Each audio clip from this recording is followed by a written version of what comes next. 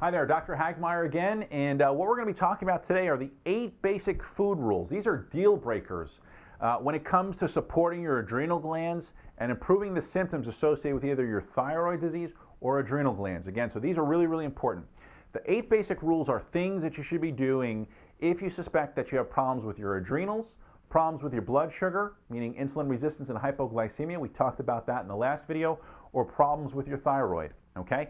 Number 1 is do not skip breakfast. Don't skip breakfast, okay? It's the most important meal of your entire day.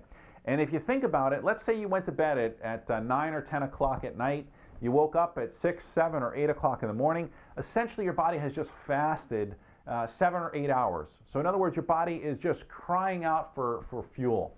And if you deprive your body of that, meaning you don't eat till 11 or 12 o'clock lunchtime because that's when you feel like you're hungry, you're going to be in a world of hurt, okay? We want to try to avoid that. So again, rule number 1 is do not skip breakfast.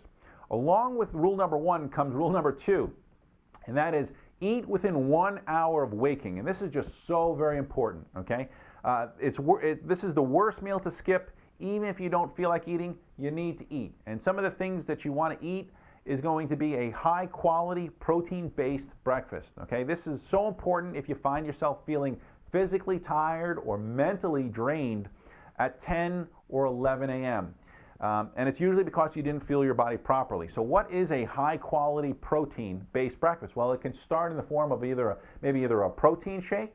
If you don't have food sensitivities to eggs, eggs are a great source of protein. They supply about 8 grams of protein for every egg that you eat. You can have things like chicken patties, chicken sausage, turkey links. There's just a lot of great sources of protein-based meals that you can get in the form of those kinds of foods. Now, I want you to think about the fuels that you're filling your body with. Kind of will break down into a couple different things. Okay, the first is carbohydrates. Carbohydrates are sugar, and essentially carbohydrates are going to supply your body with some quick energy. Okay, and the problem is just as quick and as readily as your carbohydrates can be broken down into glucose and supply your body with energy, just as fast as it goes up, it can also come down. And that's your crash at 10 or 11 a.m. or even 12 p.m. in the afternoon. So again, if you eat a good quality protein, you eat a good quality fat, you eat within an hour of waking, you're going to prevent that crash, okay, that fatigue, okay? So again, protein and fat is going to provide your body with long-term energy, and that's really what we want. Rule number 4 is eat every 2 to 3 hours.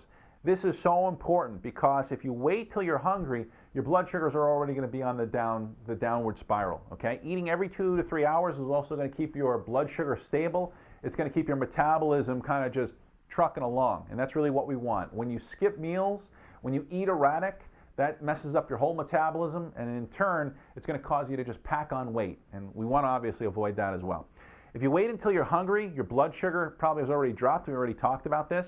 And again, the meaning or the reason behind this is that when you stress out your adrenals, you're going to start again to feel fatigue, you're going to start to have irritability, and you're going to again start to have all those symptoms that we talked about in past videos. But what about the person that says, well, I can't remember to eat, I'm too busy, maybe I'm working in front of a computer or I'm out on the job.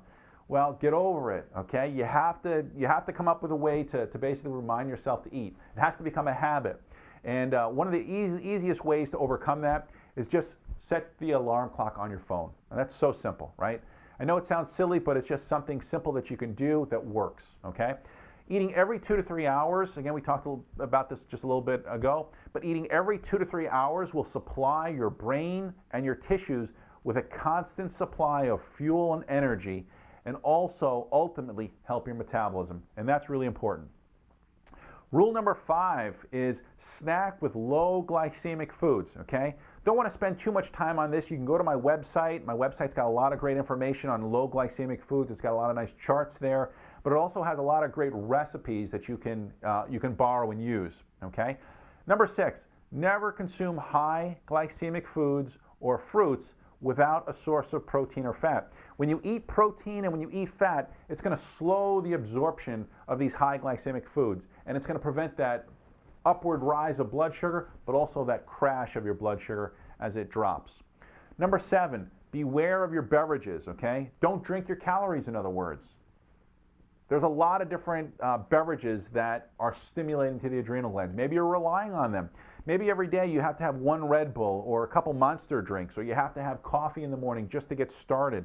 Realize that these things stress out your adrenal glands, okay? So they may be doing some short-term patch fix, so to speak, and give you the energy that you're looking for, but the ultimate down part of this is that you're just going to be tired and run down and fatigued, and you're just going to get into a cycle of doing this over and over and over again.